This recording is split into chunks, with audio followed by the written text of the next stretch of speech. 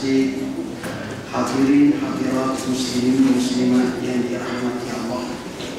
InsyaAllah pada malam ini kita bincang bermula daripada hadis yang ke-9. Islam melarang as-sabiyah, muka surat 49.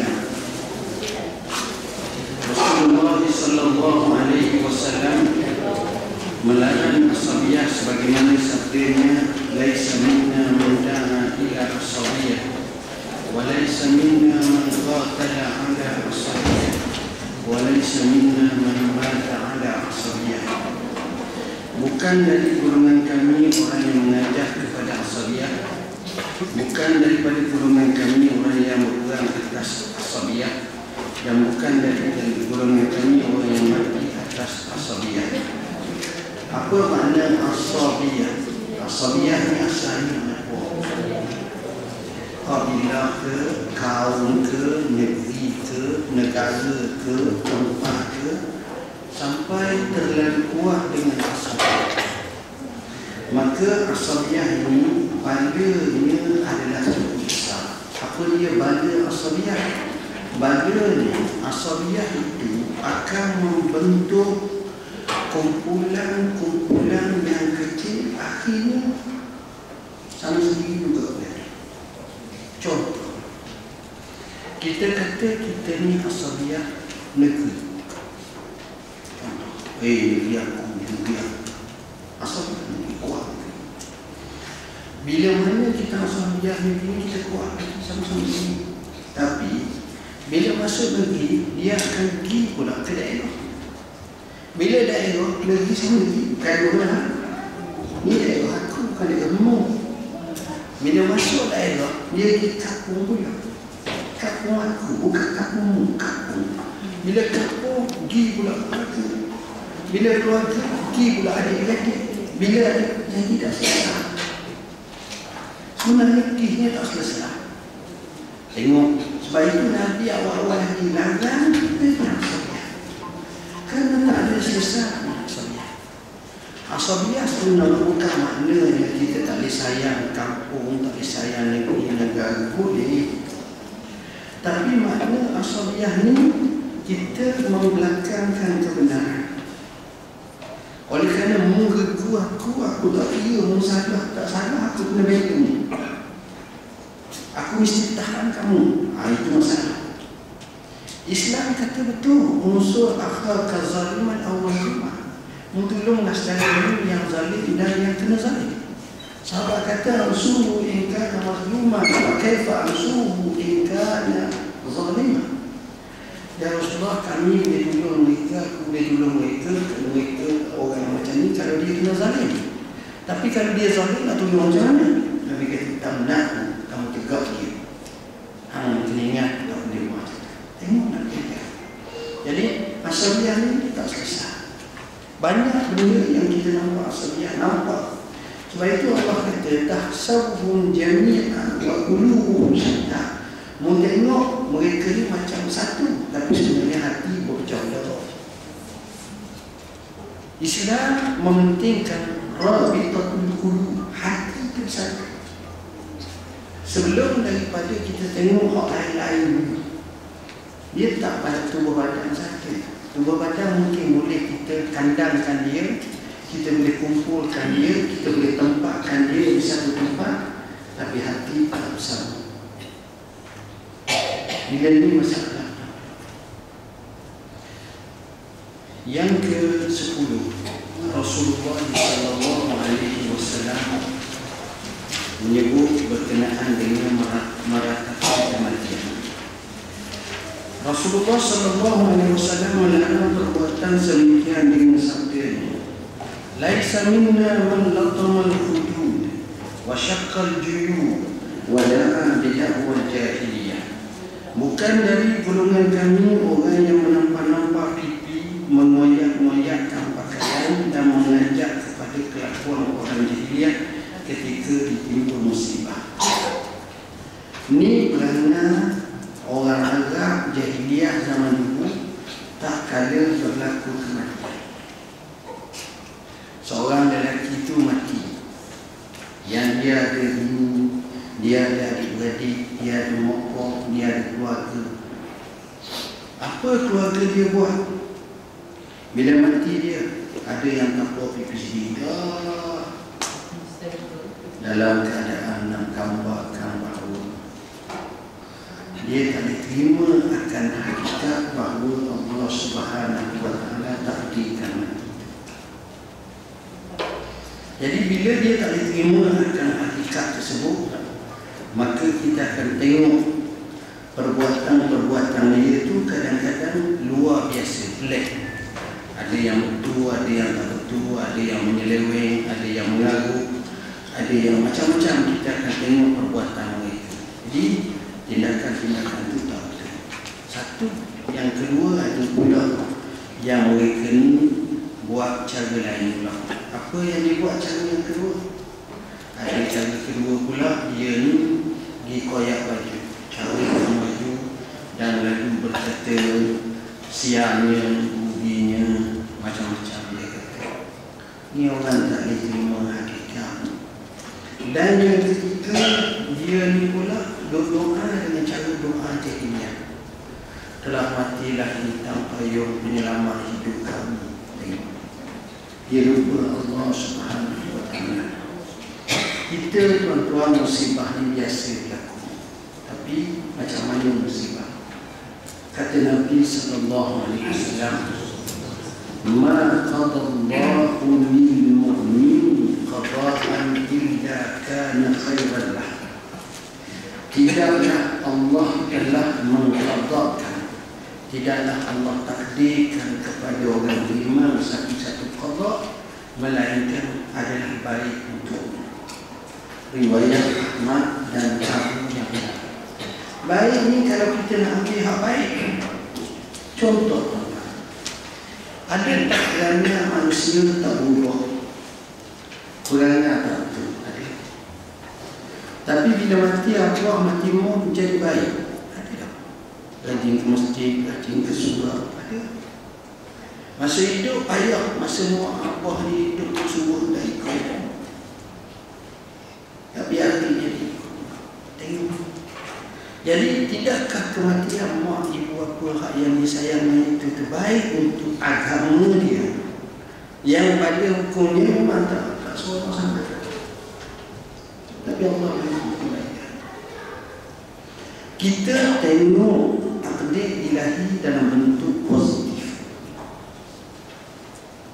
Kadang-kadang kita tak diterima, kadang-kadang kita nak marah, kadang-kadang kita tanpa usul esok teruh bantai.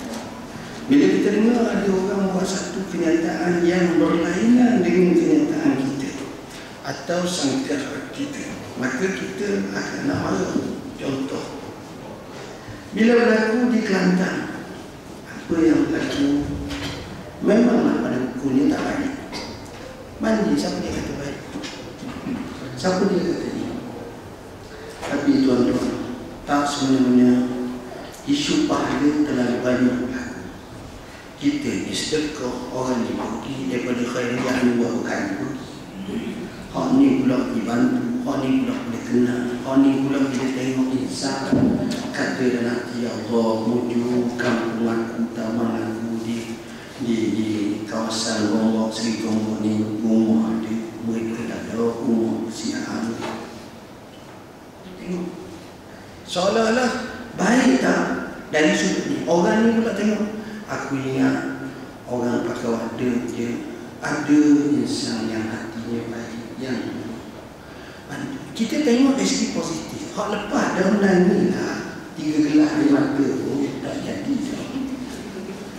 Kita tak selesai masalah. Tapi bila kita tengok dalam bentuk positif, insya-Allah, ini dia, kita kena letak dalam kepala kita, ma qadallahu lil mu'min qada'an illa kana lahu khair. Allah tidak meletakkan kepada orang beriman untuk satu qada' melainkan baginya ada kebaikan.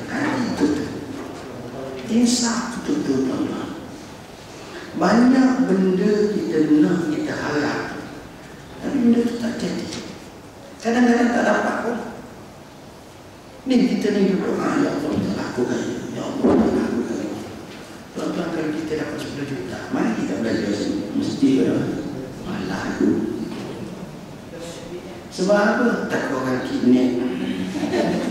Kadang-kadang takut bimbang. Sekarang kita jalan pukul 3 pagi lambat je. Tak ada apa-apa. Kenapa? Kerana di situ ada perbezaan kita. Jadi tidaklah berlaku kepada kita ni melainkan kita tengok ada qada yang baik. Tengok cara positif. Pertama, sabar. Kedua, jangan terlatah. Sabar. Hak tak betul nak kata-kata lah sepatah dua saja. Dok. Habis bukan tak betul tu. Tapi sabar. Nanti jadi cukup baik. Baik, tuan-tuan.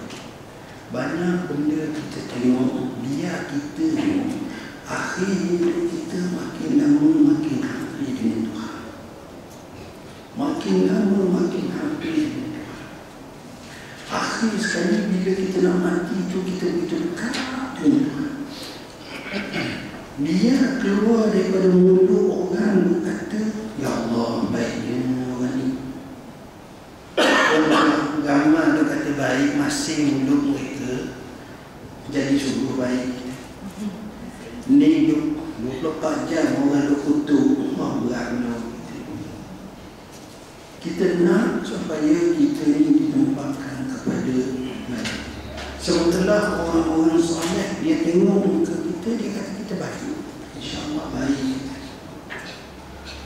Ni dia tengok dalam bentuk satu prejudis. Berat benar. Berat. Ini dia. Jadi perangai jahiliah itu Islam utama. Islam nak perangai Islam. Kita bukan tak nak sedih bila berlaku kematian menangis. Tetapi yang lebih penting daripada itu ialah sifat redha kita dulu. Yang ke-11, kenaikan harga barang. Kita bukan kenaikan, ketidakturunan harga barang. Naik dah lah, turun dah. Dia payah. Kalau boh roh dipanggil pasal tenang, dia tak turun, dah suruh. Susah lagi. Pernah berlaku pada zaman Nabi SAW ketika harga barang meningkat tinggi. Orang ramai datang kepada baginda untuk mengadu, katanya, hai Rasulullah, tetapkan harga barang-barang. Lalu baginda menjawab, Inna Allah huwal musa'ir al-qabidul basitul razzaq wa inni arju an alqallah wa laysa ahadun minkum yutalibuni bimazlamatin fi dammi wa lama. Sesungguhnya Allah SWT yang menentukan harga barangan, dialah yang menggenggam dan melepaskannya. Sesungguhnya aku berharap nanti apabila aku menemui Allah, tiada seorang pun di antara kamu yang akan menuntutku dalam barang penganiayaan perkara yang dibuat secara teraniaya, baik berkaitan dengan darah maupun harta benda. Tuan-tuan, kenapa Nabi tak nak letak harta barang? Sebab tuan-tuan, dia masalah banyak. Antara masalahnya ialah boleh jadi orang tu dia beli dengan harga yang tinggi. Bila kita suruh dia turunkan harga barang tetap, maka rugi saja. Tuan-tuan, berat sekilo yang kita nak makan, beras sekilo yang kita nak makan, sebelum sampai ke mulut kita, keluarga kita, anak bini kita, suami kita tu, berat tu, dia tak akan sampai kat kita melainkan paling kurang pun 5-6 orang dah hak jual beras. Bermula daripada petani jual beras, pemborong ambil pergi kisah padi jadi beras, kemudian pergi pula kepada kerajaan ataupun NGO syarikat besar. Syarikat tersebut daripada Thailand diekspor kat kita. Syarikat kita pula menjenamakan ambutan ke jasa ke apa semua sekali ke. Lepas tu dia pun edar pula kepada pemborong-pemborong. Pemborong pula pergi cari Tesco ke, Tesco ke, ni ke ataupun pasar-pasar ni. Pasar-pasar tu pula akhirnya mungkin kepada peruncit kat rumah kita. Peruncit kat rumah kita beli dengan dia. Berapa lapis dia? Berapa lapis tu? Dan setiap lapis tu nak untung biar 10 sen, 20 sen dia nak untung. Jadi macam mana? Mungkin kalau harga RM3, hakikat sebenarnya sen. Mungkin RM1, mungkin 80 sen. Tapi oleh kerana orang ni ambil sikit, orang ni ambil sikit, dia tak jadi harga RM3, dia akan turun pada 80% turun pada 40%. Tak jadi. Jadi itu kaedah dia. Bila Nabi nak tetap, hak mana yang akan jadi manusia? Hak nombor 2 tu, hak akhir sekali tu. Katakan nak turunlah kepada RM1.5 kata.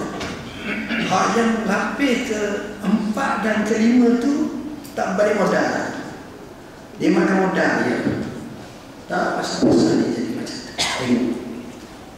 Yang kedua, bila Nabi ajar macam tu, harga barang ni sebenarnya siapa dia yang memainkan peranan? Yang memainkan peranan ialah hati-hati manusia.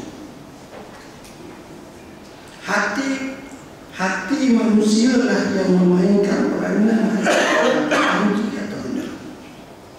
Ada sahabat cerita nak menentukan harga emas, boleh tasahih ke? Harga emas nak tentukan harga emas di pasaran dunia, pemain ni 2-3 orang ni. Dia duduk sama-sama cakap sama Syekh, ni harga emas ni macam mana? Hari ni kita nak tahu berapa? Dia kata kita sikit. Dia pun dia pun tahu. Maka berlaku peredaran dunia, harga emas naik. Satu masa lagi pula dia kata, kau saja dia tentu, dia ngaku aku tak tentu. Okey, mu nak tentu berapa? Biar emas tentu sekali, kawan ikut tentu. Harga emas menjadi itu pada asasnya. Hak berlaku tu dia masih lagi dalam harga siling atau harga tentuan. Naik pun tak banyak, kurang pun tak banyak. Jadi kalaulah hati yang menentukan ni adalah hati yang beriman kepada Allah, hati yang takut kepada Allah Subhanahu wa taala, macam mana? Bila dia nak tentu tu, dia tengok tanggungjawab orang ni, tanggungan orang ni, ramai orang pakai kedai, ramai orang miskin, maka harga memang itu sangat. Kita dalam negeri kita nampak harga besar menyebabkan untung banyak, menyebabkan labur jauh tidak. Kita telah tengok pembuktian harga murah untung lagi banyak. Sebagai contoh depan mata kita, kenapa pasal raya Maidin laku? Sebab stigma dalam kepala otak kita Maidin murah. Tak maaf Maidin mana, walaupun kadang-kadang dia mahal. Kenapa orang ramai sangat naik Air Asia? Sebab orang kata Air Asia ni murah. Everyone can fly, semua orang. Walaupun bukan every, tak mesti every. Ada beberapa orang je, sebahagian mungkin ramai. Tapi kalau every ni maknanya dia. Apa makna? Sebab orang nak tahu. Jadi dalam bab pasaran perniagaan, bila kita boleh conquer sikah manusia, kepercayaan tu, okey, kita tengok itu. Tapi orang kita tak, dia harga mahal ni begini, dapat untung banyak. Tak, dia tak. Betul, ada orang nak jenama yang mahal, tapi kumpulan yang mampu itu dari segi kemampuan keuangan tak aman. Yang hak ramai ni, hak pergi pasar borong, pasar hak murah, hak ramai, hak berebut, tu ramai. Tapi hak elit tak. Kasut bata, berapa ramai orang pergi. Kasut kelak, beli tak terbeli tu. Tengok mahal. Orang beli tu kerana ada sebab-sebab tertentu. Nak nikah beli lama, pakai elok, pakai itu contoh. Jadi dia akan tengok Jadi kita akan faham pasal. Dan kadang-kadang kita tengok di tempat-tempat tertentu, macam saya tak banyak jalan ke Eropah, tapi saya banyak jalan ke Arab. Negeri Arab sebagai contoh, roti harga tak mahal, murah. Daripada dulu sampai sekarang naik sikit. Di Mesir pun sama. Sebab inilah yang paling ramah. Bila hati itu baik, luar biasa. Sayyidina Utsman bin Affan zaman Khalifah Abu Bakar Siddiq pernah berlaku kemelesetan harga barang. Harga barang tak ada, barang harga tak ada, barang tak ada. Capuklah kemarau, mereka mengadu kepada Abu Bakar, ya Khalifah, macam mana itu? Abu Bakar jangan sabarlah, sabar. InsyaAllah Allah tolong, insyaAllah. Adalah takdir Tuhan. Satu malam bunyi gendang atau palu menggambarkan, menunjukkan ada kafilah besar masuk kota Madinah. Didapati kafilah itu milik Utsman bin Affan. Barang yang banyak. Apa lagi, malam itu juga pemborong-pemborong pergi serbu ke rumah Sayyidina Utsman. Ketuk pintu bercakap. Sayyidina Utsman ni otak peniaga tuning hebat.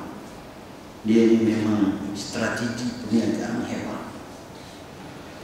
Bila nampak macam ni, pemborong-pemborong Madinah tanya, "Man, awak nak jual apa?" Kalau kita lah barang. Kawan ni kata, "Rasa tak jual.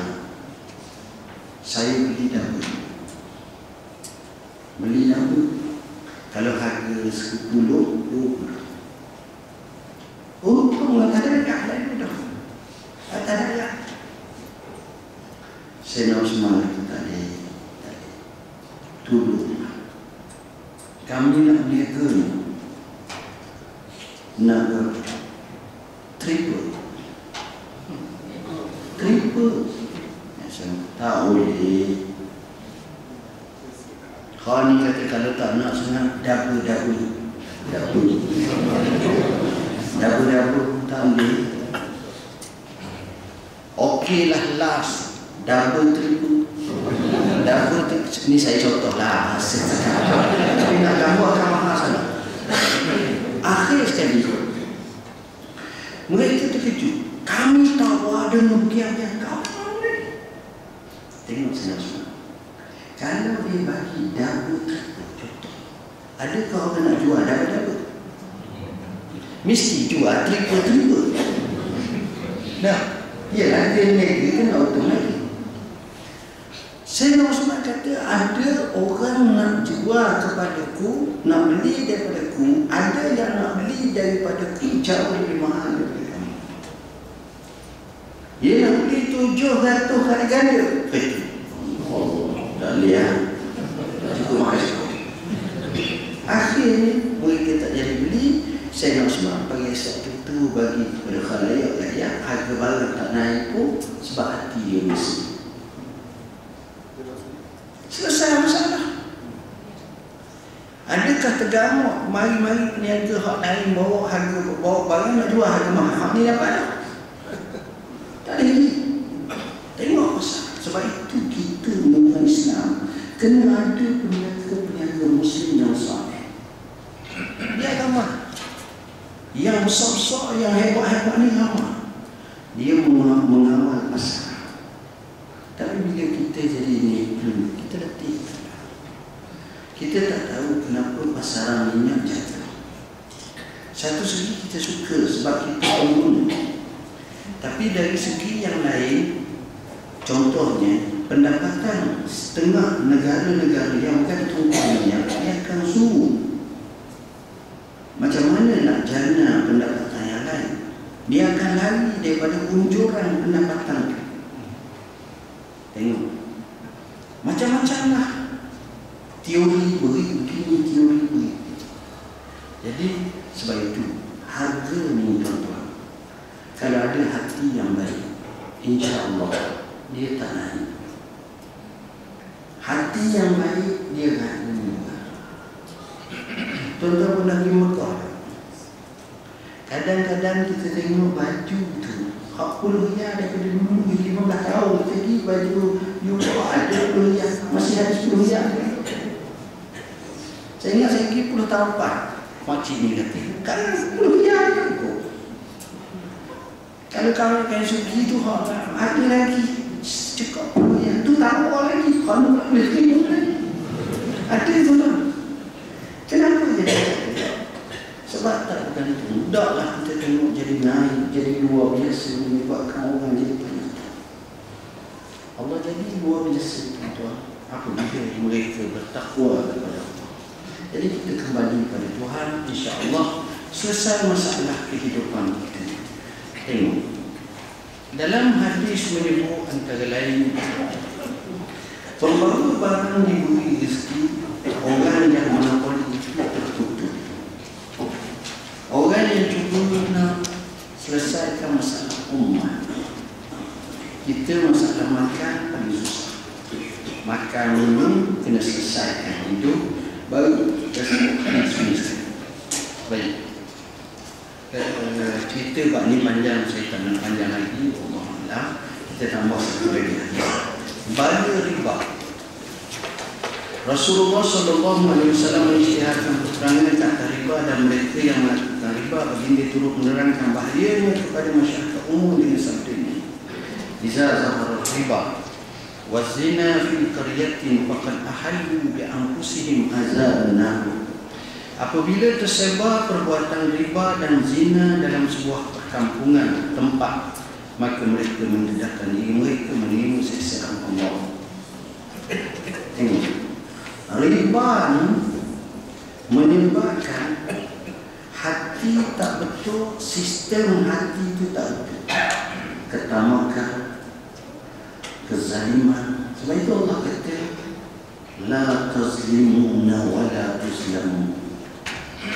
Wa in tubtum falakum ru'usu amwalikum la tazlimuna wa la tuzlamun. Kalau kamu bertaubat daripada riba, maka bagi kamu dapat modal asalnya, kamu tak zalim dan kamu tak dizalim. Bila berlaku penindasan, tak boleh itu. Tegamuk ke kita nak tindas saudara kita? Tegamuk ke kita nak tindas kawan-kawan kita? Kita tak tegamuk, tuan-tuan. Tak boleh kita tindas. Sebab itu sistem riba ni satu sistem yang telah disepakati oleh agama. Oleh agama. Kristian menolak riba, Yahudi menolak riba, Muslim atau tak Islam. Semua setuju. Tiba-tiba kita memperkasakan dan kita mengiyakan riba. Mana? Tak ada barakah. Dan sebab itu kita kena buang perangai riba ni untuk bertapak dalam jiwa kita. Ajar anak-anak kita jangan riba. Kita tak nampak, kita bayar interest persen, 20%, RM1, RM2. Tapi kesan tu dia umum sah. Dia bahasa yang mudah pergi cekik darah pun. Diisap darah. Sebab itu dalam peristiwa Isra' Mi'raj, bila sebut orang riba ada hukumnya darah. Darah ni maknanya tenaga. Darah ni maknanya upaya. Dia tengok orang tu masuk hospital, tak ada darah. Kena tambah darah orang lain tu. Tengok orang tu muka pucat sebab apa? Dialisis, kena cuci darah. Kita mulai darah tu. Dalam darah tu dia ada, Allah jadikan benda tu hidup. Hemoglobin darah warna merah tu dalam tu, dia punya ingredient tu hidup. Dan dia pula berjenis-jenis, ada darah A, darah B, darah O. Jauh Z kata. Dia ada pembahagian riba. Ada makna. Allah jadikan orang riba ni ini masalah. Jadi dengan sebab itu riba ni kalau zahir akhir zaman tok guru pun nak pakai riba. Akhir zaman orang tak masuk riba pun debu riba pun akan terhingga pada dia. Nanti balik berubah. Sebab itu kita kena pantang. Tok guru pantang. Ustaz, pinjam rumah dulu mana? Orang tanya, kereta macam mana? Elakkan riba. Kalau terbabas, istighfar, taubat kepada Allah, itu terbaik. Jangan terlibat. Biar kita bersih daripada riba. Riba ni lebih jahat pada zina. Dalam satu nas hadis, bukan mana zina itu molek. No, berat juga. Tapi nak nampak sebab kita kadang-kadang kita nampak riba ni yang ada. Tak. Jadi itu masalah. Yang kedua masalah zina. Bila zahirnya zina, ya Allah, kenapa zina? Kerana keadaan kehidupan kita. Ini satu hari dalam bulan Februari ini dia panggil Valentine Day. Jatuhnya lebih kurang pada 14 Februari. Ustaz ingat. Ingat tu sebab orang tanya. Ini suara khabar Metro duk tanya, orang ni duk tanya, dia kena kaji habis. Dia ada beberapa sebab Valentine Day. Valentine ni nama seorang patri yang telah bertemu dengan pemerintah Rom zaman dulu.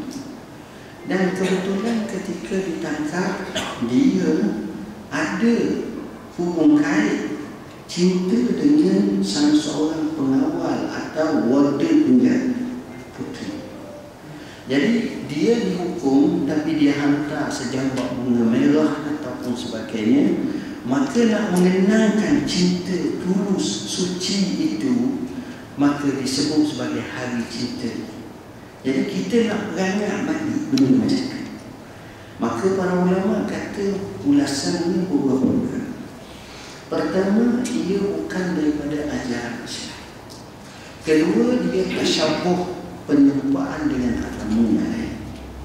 Yang ketiga, dia membabitkan hal-hal perasaan yang mana dalam Islam mengurus perasaan dan betul lagi. Dia bukan suruh macam tu. Suka, okey, akalkan dengan akal kau, selesai masalah. Tapi apa yang berlaku, kita dapati bila berlaku Valentine Day, maka ada orang kena tangkap keluar, orang pergi duduk di hotel, nak menzahirkan cinta dia kepada kekasihnya, tak kehuru-hara.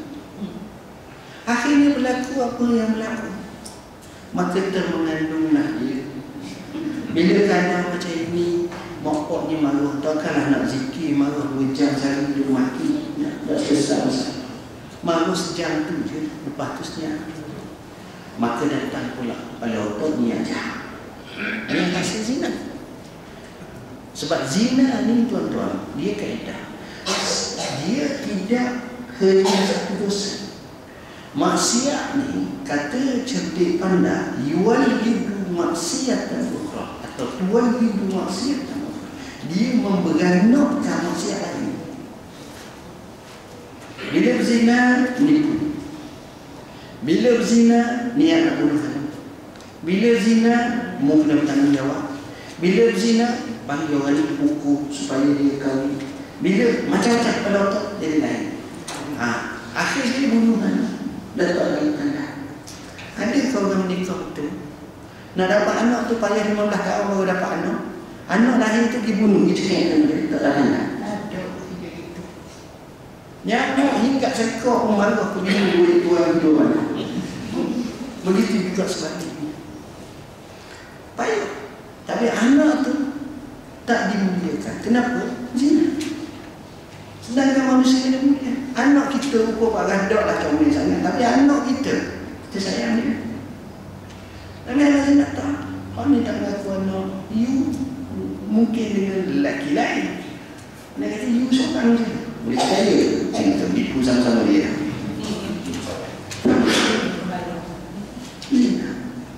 Allah kata apa?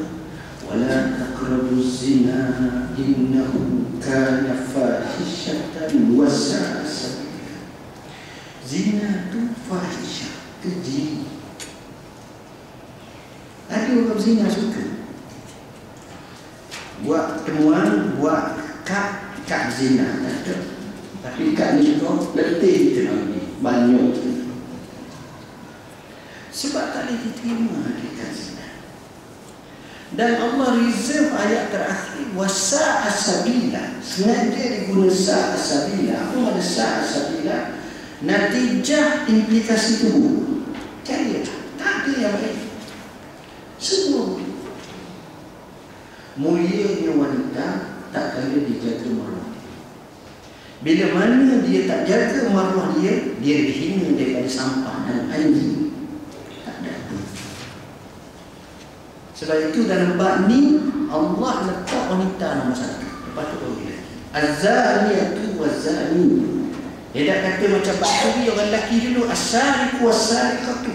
Pencuri lelaki dan perempuan. Tapi bab zina perempuan. Sebab biasanya dia yang mengukar-dimakan. Biasa, bukan semua, biasa. Orang nak pergi zina tengok pakai tutup rapat mata tak apa nampak. Payuh ni comel kita tak tahu. Lepas tu bahagia dia begini perasaan. Tapi bila orang zina, sebab itu bila berlaku dua tempat macam ni, Allah akhir zaman nanti tuan-tuan, berzina ni mudah je. Tapi ini depan khalayak ramai. Sehingga orang lain tu kata, Syekh nak projek pun tutup sikit. Hadis sebut maknanya terbebas. Saya pergi kat Rio Putih masa belajar dulu lah, betul lah pergi kat. Saya dah tahu balik. Dekat eskalator turun, tengok lelaki perempuan meromel depan. Sekejut, Allah betul. Ingat lagi begitu, betul-betul. Pakai dia tak apa, bebas, kebebasan. Lainlah aku nak dengan dia tak nak mengaku tu berlagu. Tak, bagi dia. Kita tak boleh. Bila kata macam tu, itulah apa ni, moral konsep. Negara seperti ini tuan-tuan, biasanya mereka luruh dan runtuh daripada dalaman. Tuan-tuan tengok pokok so. Pokok tu kita nak tebang pun mesin mata gaji tak lepas. Macam mana ke akhir hayat pokok tersebut? Dalam tu lepuk akhir habis. Maka begitu juga mana-mana negara bila tak jaga akhlak hancur. Salah satu jaga akhlak itu selamat daripada zina.